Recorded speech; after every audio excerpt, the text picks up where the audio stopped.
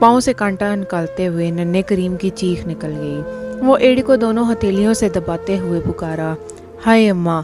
वो मबहूत और साकिन बैठ गया और सामने वीरान खेतों पर निगाहें गाड़ दी। यूँ मालूम होता था जैसे वो अपनी माँ की आवाज़ का मुंतज़िर होता है। मेरे अनमोल लाल, मैं आई ने अभी कांटा निकाले देती हूँ। इसके सर पर एक कौवा काएं काएं करता हुआ गुजरा और लड़खड़ाता हुआ एक झाड़ी में जा गिरा।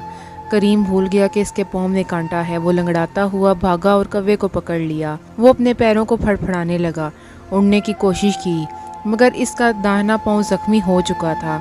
करीम ने ज़मीन से मिट्टी उठाकर इसके जख्म पर छिड़की, 2-4 ठंडी सांसें दी। कौवे को आराम पहुंचा तो खुली हुई चोंच बंद कर ली और आंखों में वहशत के बजाय इत्मीनान चलकने लगा। करीम ने बहुत से पत्ते इकट्ठे करके सबसे बड़े नीम की सबसे ऊंची चोटी पर जमाए। कौवे को 1-2 बार थपक कर वहाँ बिठा दिया और घर को लौट आया। इस मसरूफियत में इसके पाँव के दर्द में नुमायाँ कमी आ गई थी। वो एक किसान का इकलौता बेटा था। 1 साल हुआ इसकी माँ मर गई। इसके वालिद ने पिछले दिनों एक शादी कर ली थी, लेकिन अब ये नई माँ इस पर अजीब तरह से पेश आती थी।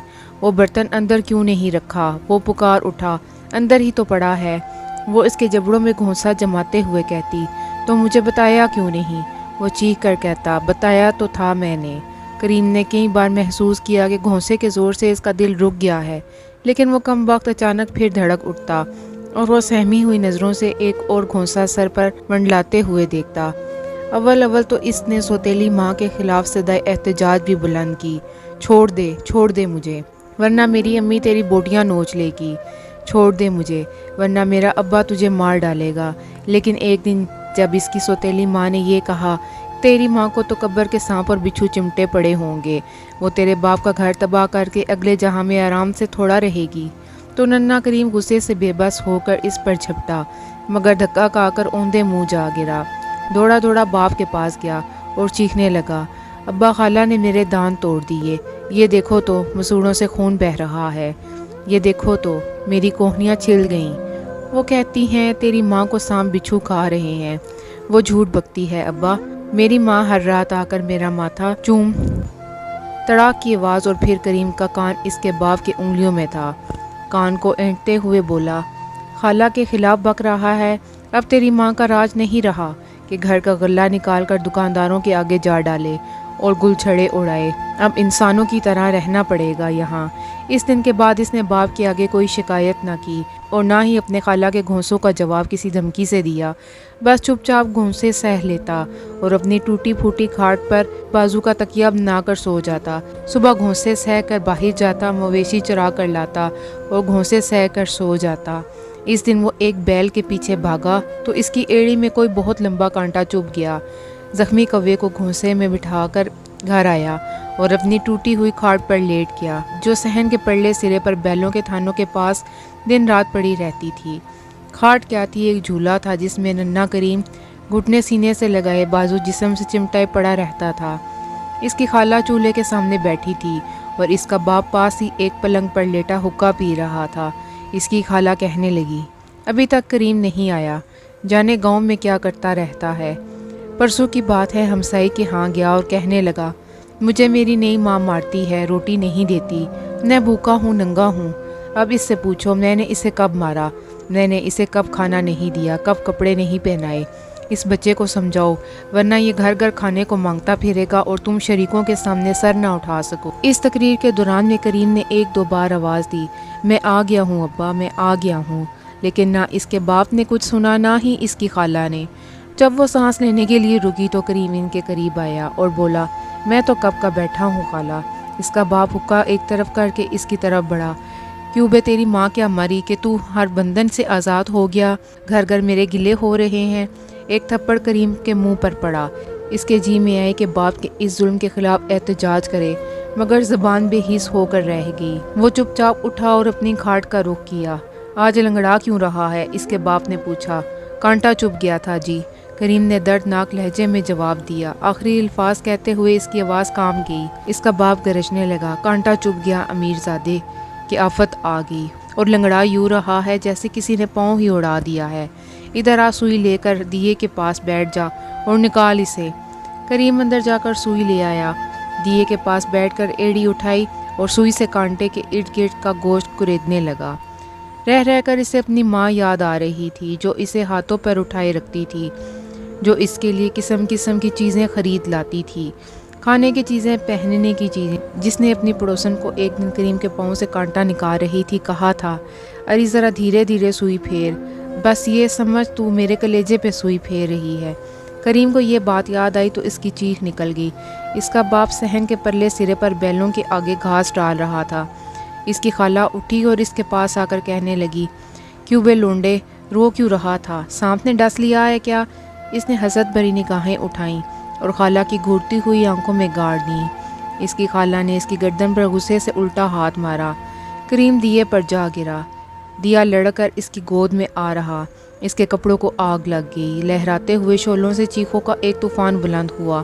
ابا دوڑیو میرے ابا، میں جل مرا۔ اس کا باپ ہوا کی طرح اس کے پاس پہنچا، گھڑے پر گھڑا انڈیلنا شروع کر دیا۔ آگ بجھ گئی اور اب زمین پر کیچڑ میں لت پت بے ہوش کریم آہستہ آہستہ سانس لے رہا تھا۔ سارا محلہ اکٹھا ہو گیا۔ لالٹین جلائی گئی۔ کریم کا داہنا بازو، داہنی ران اور داہنی پسلیاں بری طرح جل چکی تھیں۔ کھال اڑ چکی تھی اور نیچے سفید چربی چمک رہی تھی۔ اسے چارپائی پر لٹا دیا گیا۔ حکیم جی نے زخموں پر مکھن ملنے کو کہا اور اب لوگ چلے گئے۔ اب اس کے باپ کا دل پسیجا۔ اسے اپنی بیوی کی روح سامنے منڈیر پر اپنا چہرہ ہتھیلیوں میں سنبھالے بیٹھی آنسو گراتی نظر آئی۔ اس کی نگاہیں اپنے جلے ہوئے بے ہوش بچے پر گڑی ہوئی تھیں۔ پھر اس نے تاروں کی طرف اڑتے وقت ایک سمت اشارہ کیا۔ کریم کا باپ سب کچھ سمجھ گیا۔ اسے وہ دن یاد آ گیا جب شہر کے باہر بوڑھے نیم کی ٹیڑھی شاخوں کے گھنے سائے میں ان دونوں نے اپنے والدین کی باہمی دشمنی سے بے پرواہ ہو کر ہمیشہ کے لیے ایک ہونے کا عہد کیا تھا۔ اس کے روئیں روئیں سے پسینہ پھوٹ نکلا۔ اس کا سارا جسم سو گیا۔ وہ غیر ارادی طور پر اپنے بچے کی طرف بڑھا، جس نے اب آنکھیں کھول دی تھیں اور جس کی سوتیلی ماں روٹی پہ گھی ڈال کر کھا رہی تھی۔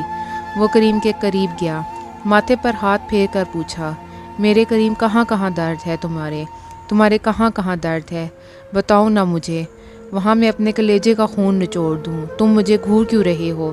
میرے بچے تم اس طرح نہ دیکھو، میرے ننھے اس طرح تمہارے کمینے باپ کی روح میں نشتر گڑ جاتے ہیں۔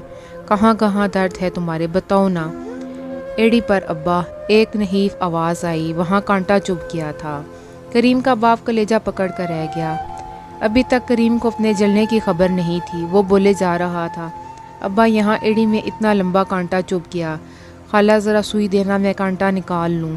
کریم کا باپ شدت درد سے بلبلا اٹھا، ہائے میرے بچے، میرے کریم، تم جل گئے ہو، تمہیں معلوم نہیں کیا؟ اللہ تمہیں اچھا کر دے، بہت جلد اچھا کر دے۔ میں اپنے کریم کے لیے اتنی چیزیں لاؤں گا کہ میرا کریم انہیں اٹھا نہ سکے گا۔ کریم کو اب آہستہ آہستہ اپنے جلنے کا احساس ہو رہا تھا۔ اس کا باپ اس کی رنگت کی تبدیلی دیکھ کر ہراساں ہو گیا۔ اری لانا، ذرا کھانا لانا، کریم کے منہ میں ڈالوں، یہ تو پیلا پڑ رہا ہے۔ وہ گھی میں لقمہ بھگو کر بولی، اچھا ہو جائے گا، بچے جلتے ہی رہتے ہیں اکثر، تم پر تو جیسے قیامت ٹوٹ پڑی ہے۔ اچھا ہو جائے گا کم بخت، تم کیوں اپنی جان ہلکان کرتی ہو؟ ادھر کھانا کھا لو۔ کسان کی بھاری جوتے نے اسے آگے بڑھنے کی مہلت نہ دی۔ لقمہ اس کے منہ سے نکل کر فرش پر جا گرا۔ اس کی کھوپڑی تڑا تڑ جوتے کھانے لگی۔ اس نے سارا محلہ سر پر اٹھا لیا۔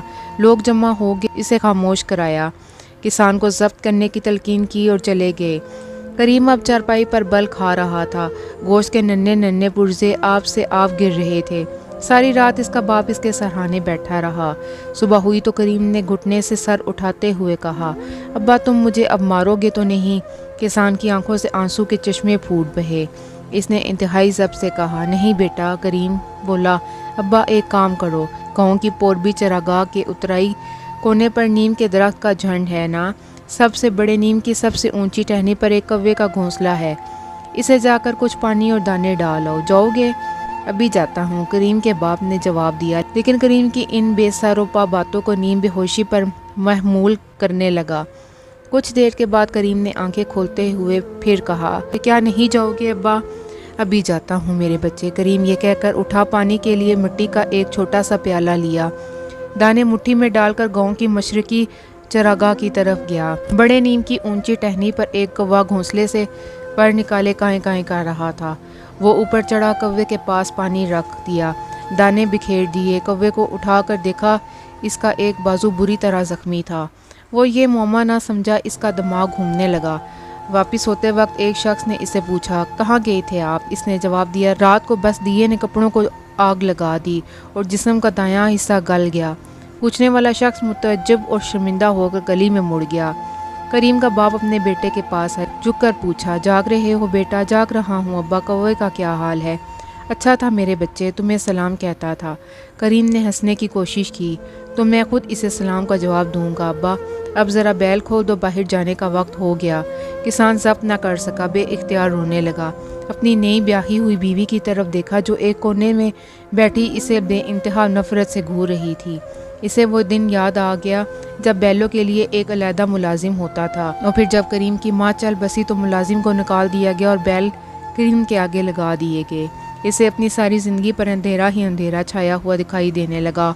وہ دل ہی دل میں اپنے آپ کو ملامت کرنے لگا کہ وقتی مسرتوں کے سیلاب میں اس کی اولین محبت اور خاندانی غیرت کا فولادی قلعہ جڑ سے اکھڑ کر بہہ گیا تھا۔ وہ روزانہ صبح و شام کوے کے لیے دانہ پانی لے جاتا اور پھر کریم کے پاس بیٹھا رہتا۔ کوئی تیماردار آتا، اسے کہتا، بلا ناغہ صبح حکیم جی آتے ہیں، دوا لگا جاتے ہیں۔ لیکن کریم کی حالت گرتی جاتی ہے۔ حکیم جی کہتے ہیں کہ روزانہ کوئی اس کے زخموں کو چھیڑ دیتا ہے، اور ایک دن ایسا ہے کہ کریم صبح کو بے ہوش ہوا تو دوپہر تک اس کی آنکھیں نہ کھلیں۔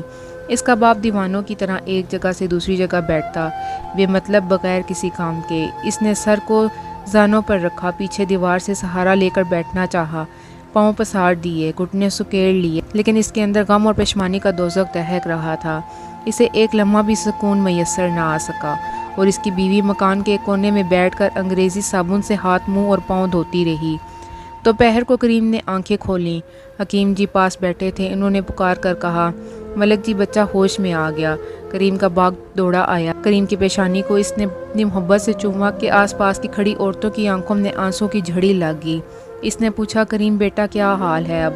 طبیعت کیسی ہے؟ درد کہاں ہے؟ جواب ملا، ایڑی میں ابا، ایڑی میں درد ہے۔ ایک لمبا سا کانٹا چبھ گیا وہاں۔ آئینہ دیکھتی ہوئی سوتیلی ماں کانپ اٹھی۔ کریم کا باپ بولا، بیٹا کل تمہارا کوا پر توڑ رہا تھا، مجھے ڈر ہے وہ اڑ نہ جائے۔ کریم بولا، تو ابا آج آخری بار اسے دانے ضرور ڈال آؤ۔ حکیم جی نے کہا، اب بچے کی حالت اچھی ہے۔ سب لوگ اپنے اپنے گھروں کو چلے گئے۔ کریم کے باپ نے اپنی بیوی کو کریم کی دیکھ بھال کی تاکید کی اور مٹھی میں دانے دبائے کوے کے گھونسلے کی طرف بھاگا۔ وہ گلیوں میں بگولے کی طرح اڑا جا رہا تھا۔ چراگاہ میں اس کے پاؤں ہوا میں تھرکتے ہوئے معلوم ہوتے تھے۔ سورج آسمان کے سینے میں دہک رہا تھا۔ ڈھیروں پر بھیڑ، بکریاں اور بیل گردنیں جھکائے چر رہے تھے۔ ساری کائنات اونگ رہی تھی۔ کریم کا باپ تیزی سے بڑے نیند پر چڑھا۔ گھونسلے کے پاس پہنچا ہی تھا کہ کوا پھر کی آواز پیدا کرتا گھونسلے سے باہر نکلا اور چراگاہ پر اڑتا، کھیتوں پر سے تیرتا، ڈھیروں پر سے لپکتا ہوا لرزتے ہوئے افق میں غائب ہو گیا۔ اس کے حواس معطل سے ہو گئے۔ وہ ٹہنیوں سے لٹک کر نیچے آ رہا پوری قوت سے گھر کی طرف بھاگا اور دروازے میں داخل ہوتے ہوئے بولا، بیٹا کریم وہ کوا تو اڑ گیا۔ کریم کے لبوں پر ہنسی کھل رہی تھی، جیسے وہ اپنے باپ کے جنون کا مذاق اڑا رہا ہے۔ حکیم جی آئے۔ انہوں نے کریم کی نبض ٹٹول کر کہا، آج اس کے زخموں کو کسی نے بہت سختی سے چھیلا ہے، اس لیے جانبر نہ ہو سکا۔ آپ کے گھر میں کون تھا ملک جی؟ نئی بیوی کے ہاتھ سے لقمہ گر کر پانی کے برتن میں جا گرا۔ کریم کا باپ کپڑے پھاڑتا ہوا باہر نکل، لوگوں میرے بچے کی ایڑی میں کانٹا چبھ گیا ہے، اسے نکالو۔ نیم کے درخت میں ایک کوا رہتا تھا، وہ آج پربت سے پرے اڑ گیا، اس کو پکڑ لاؤ۔ میری بیوی نے میرے بچے کے زخم چھیل دیے، میرا بچہ مار دیا گیا۔